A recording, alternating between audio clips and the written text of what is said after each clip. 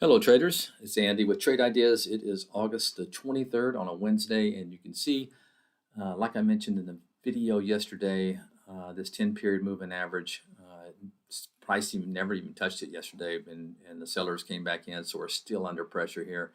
We'll have to see what happens, but be careful with long swings. Yeah, if you're wrong, you got to get out pretty quick. They can fall apart on you. Anyway, let's take a look at some setups today, and I'm liking this Roku still. It's still below this 10 period moving average, but I think if it gets above, this thing could have a pretty decent pop. At least maybe $3 or $4 out of this thing.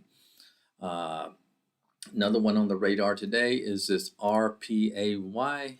And you can see that since earnings, it's been kind of holding this 10 period moving average. You can see it's touched it 3 times. Maybe look for a break above the 940 level in that. This is a little bit different of approach. This is a stock I've been trading a while, but this 50 period moving average, it feels like it maybe wants to touch it today, and I'm thinking that's going to be some support. We'll see. You can see over here you have a nice, what was a resistance level should now act as support, and then you got the 50 period moving average.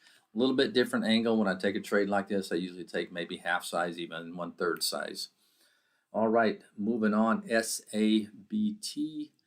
And now I'm going to do something else here. Let's go to CBAY. CBAY is one that's holding up what had earnings, pulled back. It's kind of sloppy, but I like the action the last 3 days. So keep an eye on that. It is gapping up this morning, so maybe look for a trade.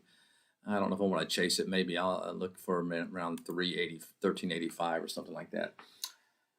All right, that's it for today, guys. Have a good one. We'll talk to you tomorrow. Bye-bye.